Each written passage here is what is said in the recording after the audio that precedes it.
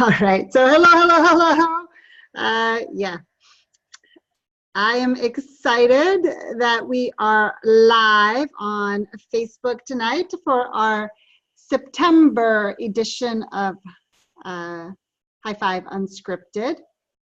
And you're watching us, Michelle, on Facebook. Sweet. I was going to pull this up here as well. And very cool. All right. So hello.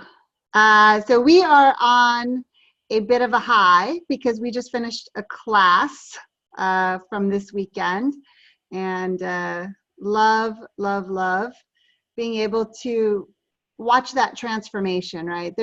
For me, there is just nothing better than being able to watch somebody have those light bulbs go off over the course of a weekend or 3 days, and then choose to put it into action, right? So it's one thing to have the awareness, it's another thing to actually choose to use it. And that's really what this whole journey is about, is a journey of self-awareness. So I am Barb Moses, the CEO of High5 Leadership, and I am joined this evening by 2 of my team members. We'll see if any more join. So we have the lovely Ms. Michelle Fink.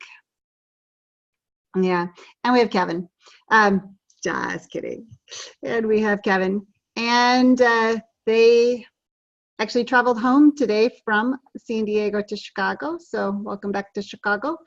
And I don't know why I said it like that. And we'll just dive in. So would love to hear from you guys tonight, anything that you want to talk about. So we will monitor Facebook. Would love for you to comment on the things that we are talking about. And this is for you. And we'll keep chatting as long as it makes sense to chat. And for me tonight, the one thing that I wanted to talk about is, oops, hold on. I always forget that when I turn my phone on, is negative. That doesn't sound very positive, does it? However, one of the things that we teach at High5 is that anytime negative shows up, positive is available. And one of our key messages, which is the other thing I want to dive into a little bit tonight, is I write my positive stories. And one of the things that is said a lot during our classes and conversations with people is that it's easier to be negative. We've heard that a lot. And the question is, why do people think that, and is it true? Because if we know that anytime negative shows up, positive is available, why does negative seem to be the default? And there actually is some science behind it. And for a chunk of the population, a big chunk of the population, our programming is defaulted to negative. And the question is why? And it actually goes back to generations and generations and generations and generations, back to when we were in survival mode.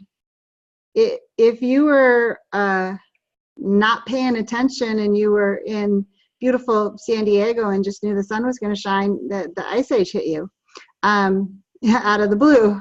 And I stole that from an article I read this morning. Thank you, Justin Watley. And it required people to be aware, right? The whole fight or flight place, to stay alive. And so they were looking for everything that could go wrong. And that switch that turned on back then for those that survived, it got passed down generation to generation to generation. And as a result, we still are flipping, we still have that switch, and there's still some programming in there. And it doesn't need to be that way anymore. So all of those things that we were working to survive back then, most of them don't exist anymore. And looking for the positive makes a whole lot more sense. So thought it was just an interesting topic, because it's so important. You know, we talk a lot at High5 about our programming, and that 95% of the time we're coming from our programming in everything that we do. And to realize that that programming is there is one thing. Now, the good news is there's this beautiful science that has been proven again and again, called neuroplasticity, that we can rewire our brain. And now that we know that we don't have those imminent dangers, we don't have to go looking for the negative. We can actually teach ourselves to look for the positive. And that's really what High5 is all about. And that's exactly what our key message number 2, or one of our key messages, which is I write my positive stories. Because as long as I keep writing a negative story, negativity is going to continue to show up in my life. And I don't know about y'all, but I'm not too keen on that. So how do I write a positive story? And it really is just looking for the things that benefit us. So there was a couple of things from this article this morning, and it was an interview with Dr. Martin Seligman, who's a psychologist, and talking about what to do to get your optimism back.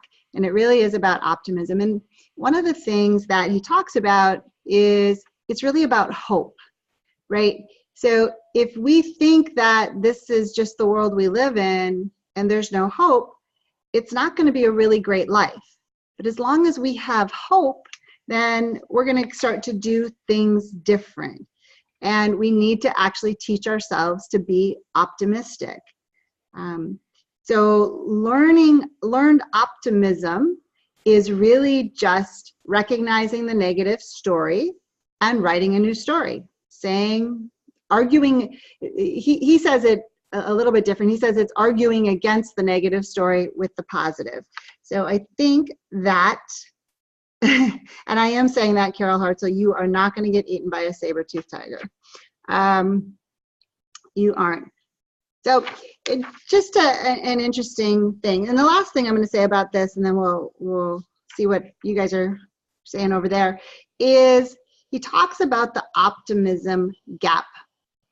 And I think it's really interesting. He said 6.5 out of 10 people feel fairly optimistic about their own life, but only 4 out of 10 feel optimistic about the world.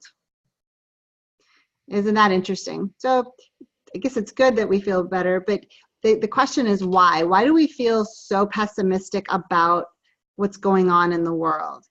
And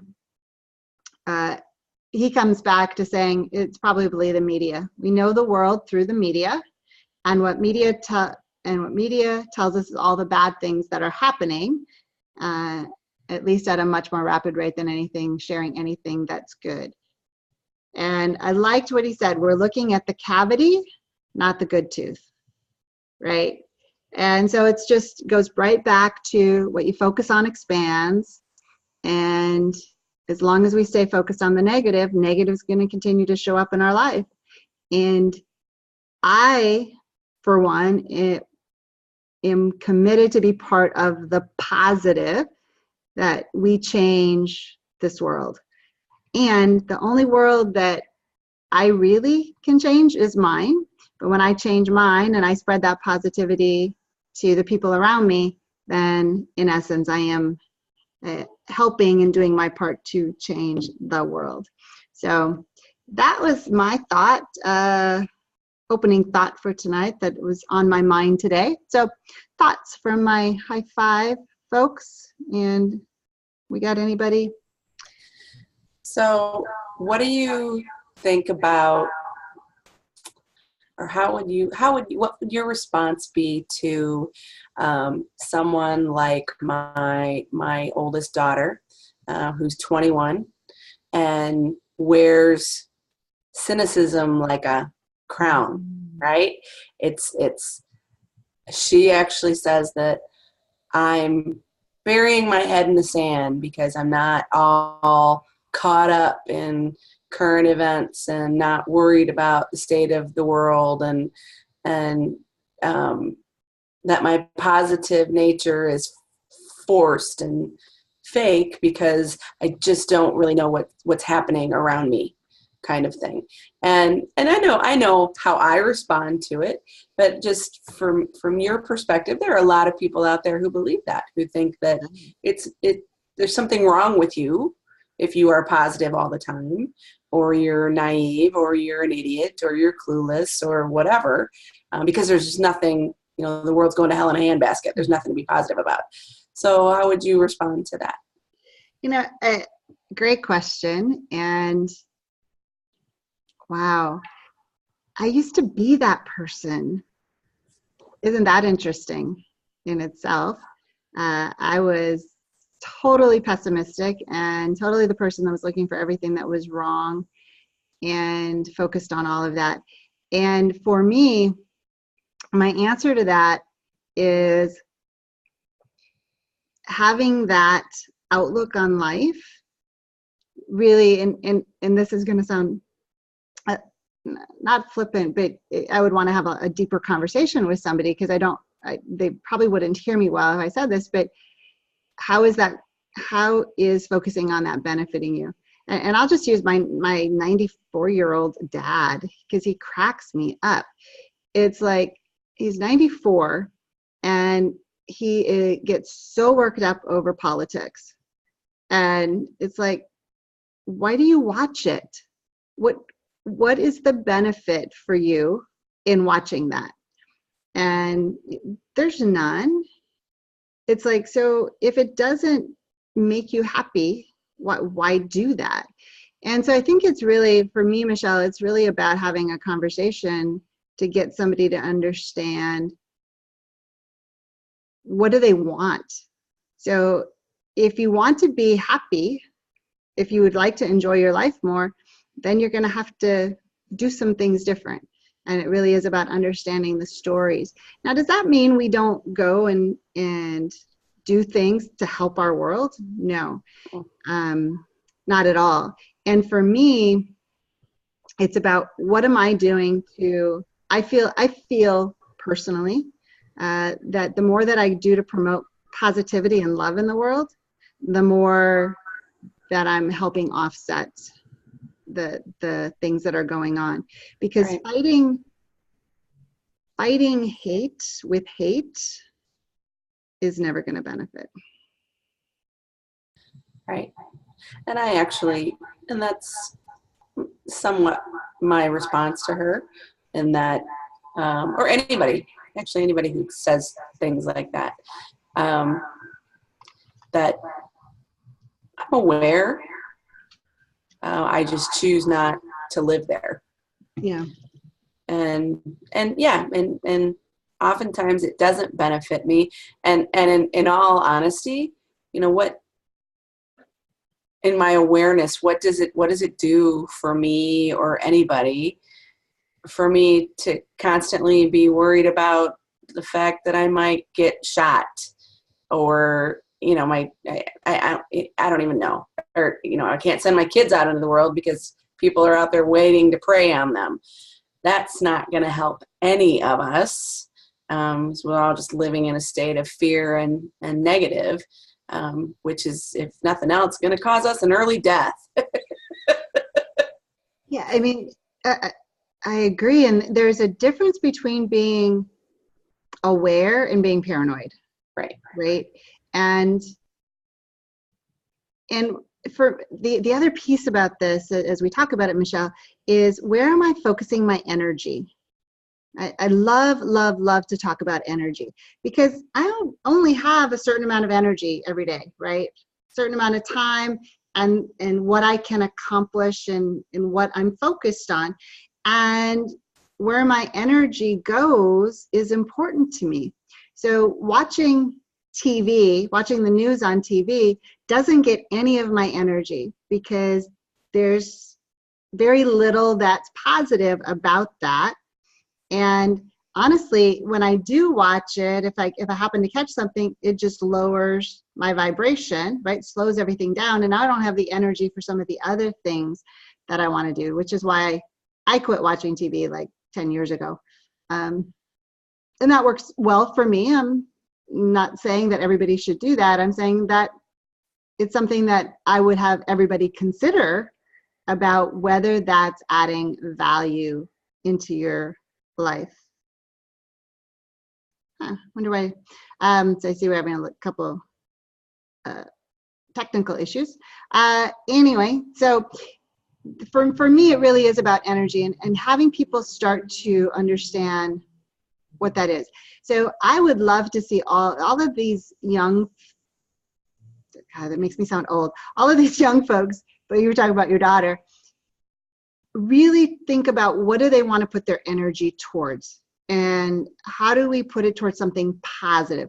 So I don't even like saying fighting for what we want, but I would much rather have them fight for what they want versus fight against what they don't want, because that's what's going to actually change our world to something positive. Carol commented that she says, one of the amazing things the millennials have taught me is to enjoy more of the moments I'm in. It allows me to focus more on the positive. Yes. You know, it is interesting. Michelle and I were having a conversation today on the way home from the airport, and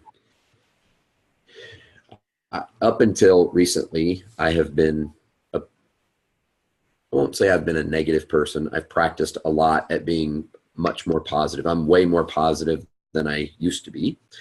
And what was interesting to me, and I don't even remember what she said, but she said something, and it just struck me as just very negative. And for me, the awareness was I've been practicing, and so now I see the negative more readily. And again, up until recently, my tendency was to just go ahead and not necessarily buy into the negative, but acknowledge it and pile on to a degree. And now I don't even, it just, when those things happen, my initial reaction now is, why do we even need to talk about that? Let's just let that go. Yeah.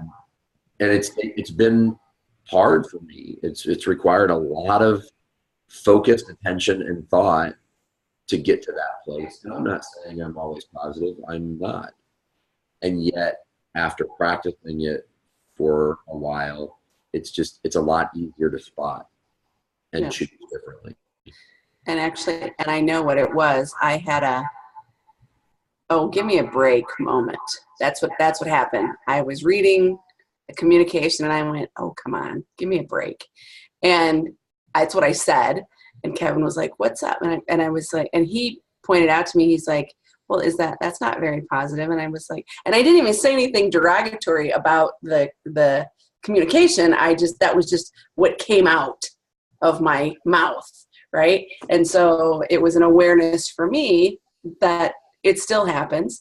You know, I wasn't saying, oh my God, that's the dumbest thing I've ever heard or anything like that. But it was like, oh, would you give me a break? That's still negative. Right. And it wasn't necessary. And so it's just to show that by no means am I perfect. I practice and work on it every day.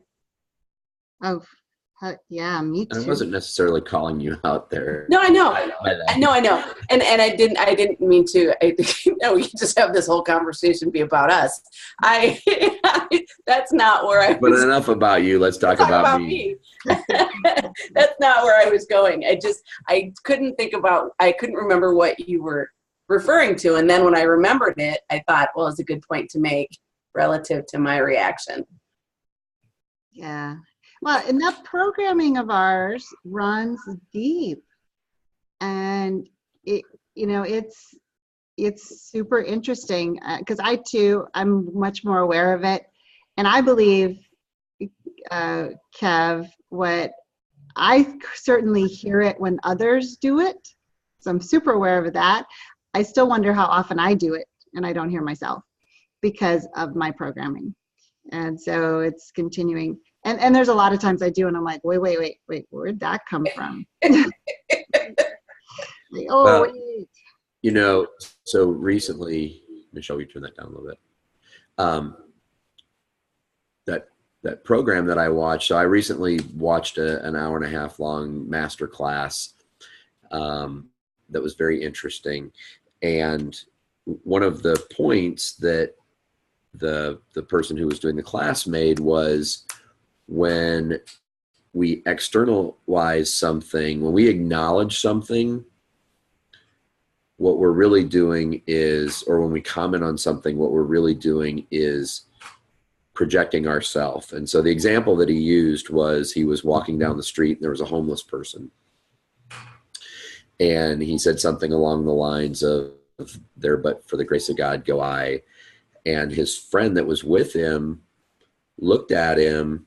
And so what he was saying was, "Oh, I'm so glad I'm not homeless," was basically what he was saying. And what his friend said, he said, "You are that." And he said, "What?" And he said, "You are that." And so the point was, and he said, "There you go," or "There you go again," right? And so his point was, when you see something that you comment on, the opportunity is to say, "There I go again." So every time I identify somebody else being negative, instead of, what I'm focused on doing is instead of saying, "Stop being negative," what I'm doing is holding up the mirror and saying, "Oh, there I go again being negative." It's an opportunity for me to see how I show up. And conversely, when I see somebody being positive, "Oh, there I go again being positive." So all those things that are popping up, I'm using them as opportunities to look at myself and say, where am I showing up that way? And that, over the last week or so that I've been doing that, has been very helpful, because I'm catching myself more frequently when I'm being negative, and just asking myself the question, why? Why is that important? Whether that's being judgmental. You said something to me in class. You said it sort of tongue in cheek, and yet the honesty of it was what struck me, and it was about being judgmental. And I was like, I'm not judgmental. I don't judge people. I judge people all the time. And so again, I was grateful for you having my back and helping me see something, because when Michelle did that thing, it was a trigger for me to go, where else am I doing that? And I do it all the time. Let's just be honest. And what I'm focused on is catching myself and making it happen less frequently. And that's what this journey is all about, right? Leadership is a practice. Yeah. We're going to be practicing till the day we die, right? Yeah. Till whatever is next. And John wrote something in here. He said, "What I learned with you two and love about you is your mission to change the world one internal conversation at a time." And that's what it's all about. It's all about writing that positive story. Got to become aware of the stories we're telling ourselves, though. And that's, what you were just talking about, Kev, right? Holding that mirror up too, and recognizing, okay, we recognize the negative in somebody else was saying, it's there in us. And what's the positive? What's the positive story? And the other thing, and I was having this conversation with Dominic yesterday, it's about going out and looking for the positive, right? So one of the reasons that I go sit by the ocean every morning is because that's a positive thing for me. And I'm on my way there, I'm looking, I notice the flowers. Y'all would laugh at my photos on my camera. I got more pictures of flowers than anybody, and I really, one of these days we'll do something with them. But I take pictures of beautiful things. And sometimes it's like really weird, beautiful things, but I find the beauty in them. And the more I look for things that are really cool or pretty or weird that bring me joy, the more joy I have. And literally going after and finding that. I also wanted to share what Marla, she said, true life example for me this weekend. And as I've shared with friends today, and they wanted to know where was the joy in that. Marla, can I tell them what happened? I want to make sure that she's okay with that. She's still there. Remember, we have a delay between I know. us and Facebook, so you'll need to wait a little bit for her response. And so I'll read the rest of it. And as I've shared with friends today, Yes. Okay. Yes. So Marla had her wallet stolen while she was in San Diego. So she was on team with us for Team 1804. And while she was in San Diego, she had her wallet stolen. And as we would all agree, that is a pain. Because now how does she get back? Because she doesn't have a driver's license and all of that. And even during, so when that happened, because class was still going on, she and I had a moment, and I'm like, shift your energy. Because and what I shared with her is the energy that she was in, because she went into programming just like any of us likely would. So for me, from an outside perspective, I could see it clearer, right, than she could. And she went into programming, and I'm like, the energy that you're in will never ever find your wallet. I mean, it just won't. And so it's like, let's breathe, let's shift some energy. And while she didn't find it, she shifted the energy, and she was able to enjoy the rest of the class and then deal with what had to be dealt with. Because for many of us, when something negative happens, we stay in that energy, and honestly, we just make it bigger and bigger and bigger, right? To the point where it's like, oh my God, my world is crashed and it's going to be like this forever, right? How many people do you know, right, that do that? Something bad happens and it's never ever going to be right again, and everything, and we blow things a lot of times. I blow things out of proportion.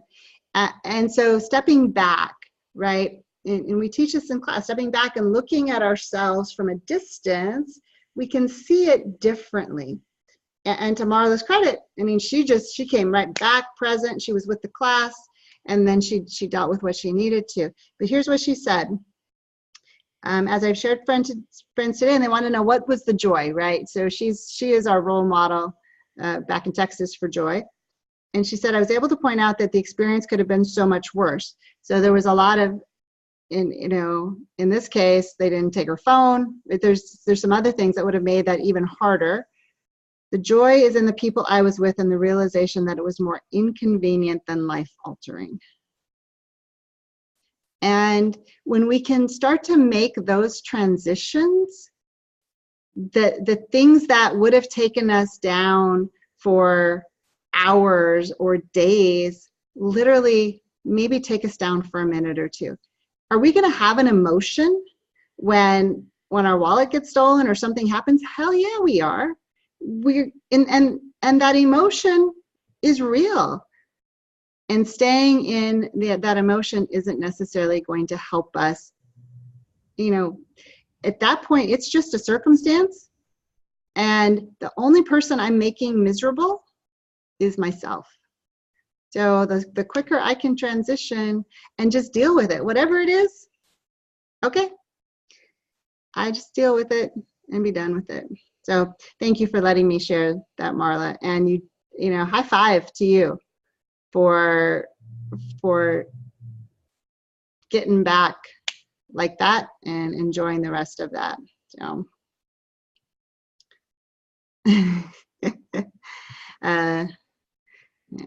and like I said, sometimes it's easier for me to coach others than it is for myself. Carol, thank you for the reminder for shifting energy when something frustrating, sad, annoying happens. Yeah, and it really is. It's all about energy. So we talk about it at high five, right? Raise the vibe. And raising that vibration, raising that energy is huge. And when you think about it, especially when somebody else, you're frustrated or annoyed with somebody else, they don't even know. You think like, you being in a bad mood or whatever, mad at them is going to impact them. Not about them at all. The only person you're hurting is you. So how do we stay and create what we want? And it's so much more fun. Yes. I live through. I had that reminder this morning at 6 o'clock as I was lining up to get on the airplane.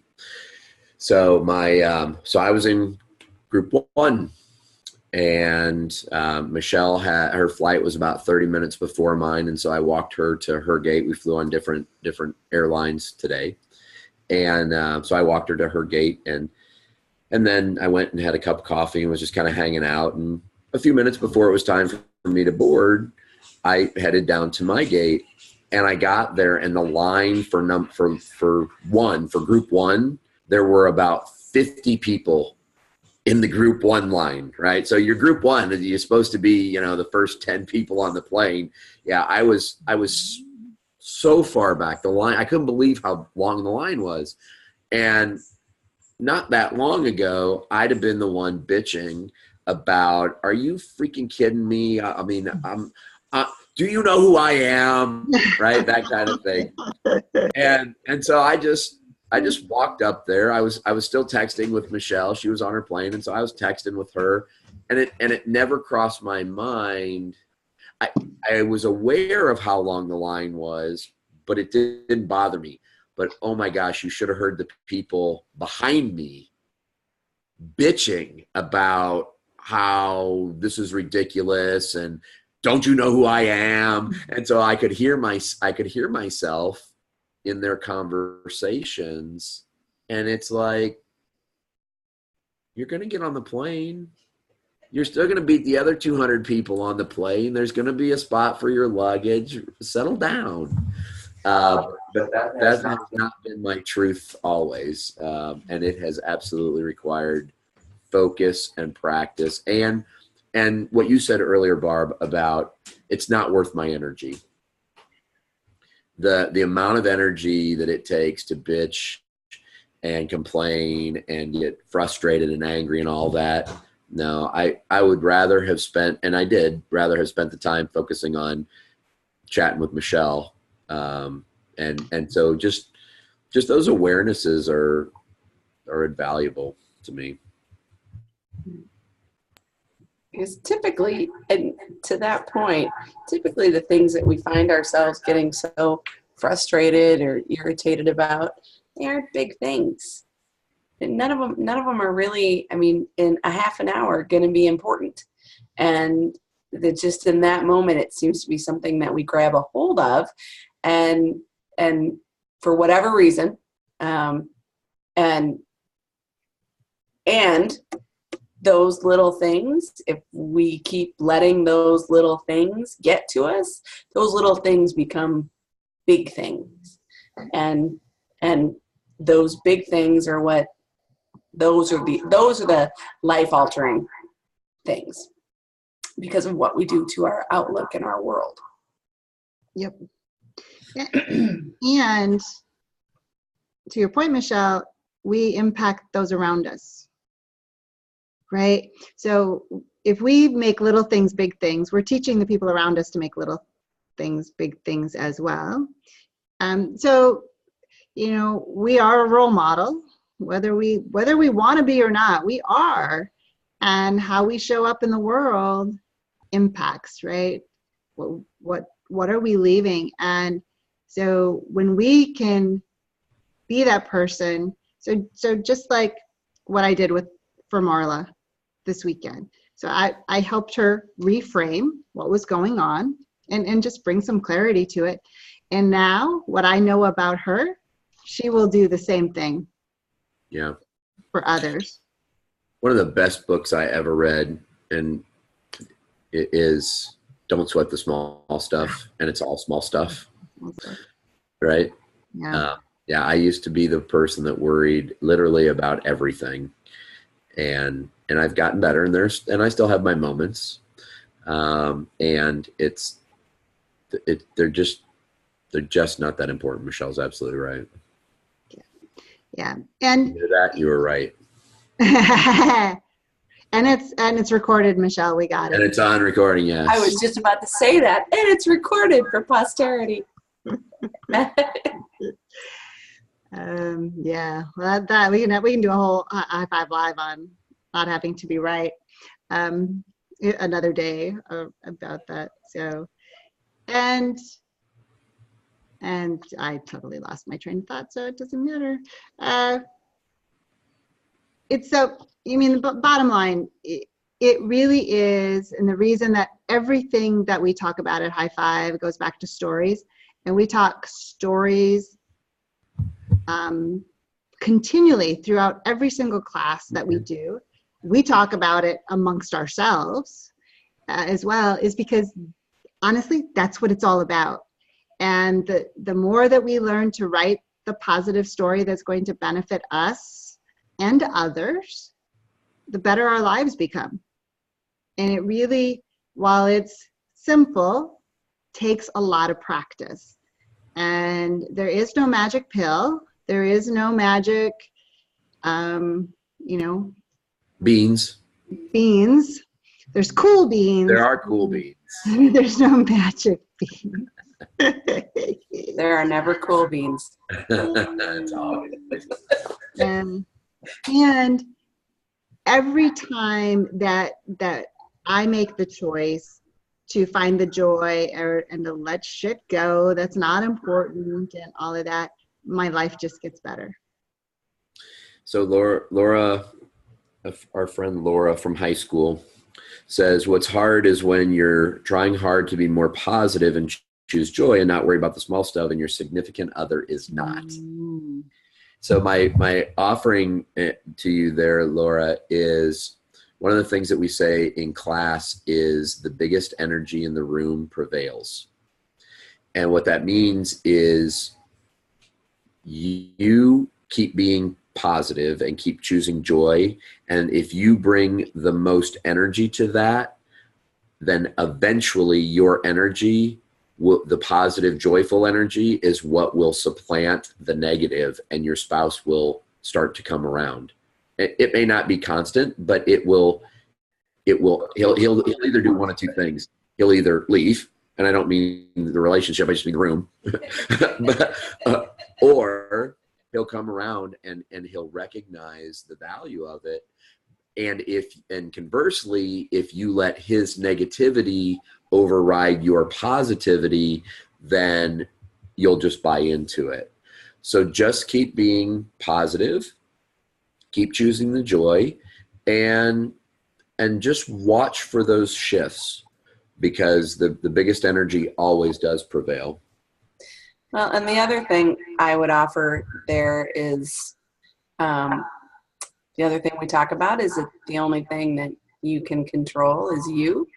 You can't control the circumstances, the situations. However, you can always control how you respond or react to those circumstances or situations. And one of the things that I heard once that I just love is, don't let anybody else drive your bus. So whatever, if you want to be positive. Don't let you, and you can only control you. You can't control him or them or whoever the they might be, but don't yet drive your own bus. Or as I like to say it, be the author of your own bestseller life. Because we're the author. We are the author of our life. And while there was certainly a time in my life where I wanted to blame everybody else for what I didn't like in my life, I now realize that it wasn't about them at all. And I get to write. So I get to decide whether my life is on the bestseller list or in the bargain basement. Quarter price books. Yeah, I'm not in the quarter price books place. But, and thank you to all of you guys for your comments tonight. And this is the fun stuff for us. So Carol said, just be who you are and smile. Yeah. And how we show up in the energy, again, how we show up in the world, the energy we show up with.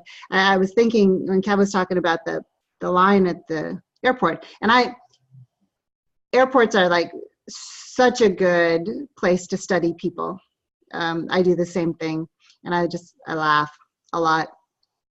And I take the energy that everybody else is spending negative, and I'm like now, building all the positive, and I give it to the flight attendant when I walk through the door, and they're like so appreciative, because most people, because they say hi to everybody and people are, and more than a few times I've gotten little treats out of that. I'm just saying, but that's not why I do it, because it makes me feel good, right? And it makes me feel good to put a genuine smile on their face and enjoy. And the best time to do that is when everybody else is bitching. So that's for sure. Awesome. Any other thoughts about positive stories from either you guys or from anybody out there in Facebook land? Any examples or thoughts? No? Awesome. Well, I say that we say thank you to everybody, or I say thank you to everybody. I say thank you to everybody. Thanks for being here tonight. So love getting on and talking about this. And if you have something specific that you would love to talk about on one of these High5 Live Unscripteds, this is our format now, and we love it. We would love to have you on as well. So you're certainly welcome to join us on the Zoom. But if you have a topic or things that you'd like us to talk about, we are happy to do that. As you can tell, we have no problem talking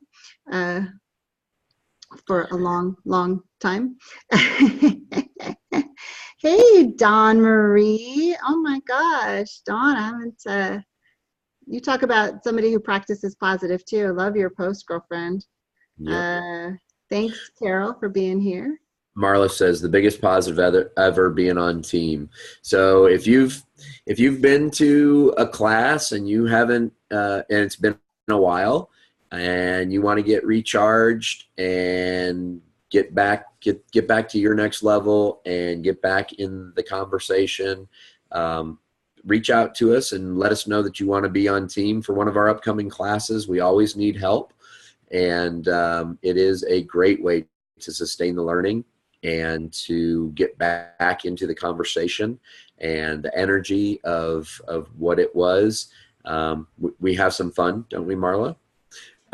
We have a few laughs during the class, and it's a great way to reconnect and to absolutely get that vibe high again. So if you are interested in being on team for an upcoming class, just shoot one of us an email, Kevin, Barb, or Michelle at high5leadership.com, and we would love to have a conversation with you about what that means. And if you have not yet been to a High5 class and you want information about that, we would love to talk to you about that as well. And if you are not part of our High5 Momentum community group, which is a closed group on Facebook, if you just request to join, we will be happy to add you in. And it's just full of positive people and positive conversations. And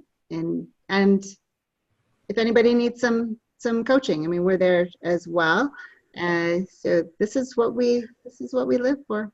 And if you're a graduate and you're ready to go next level, we happen to have a class coming up on the ball just for you. We happen to have just a couple of seats remaining.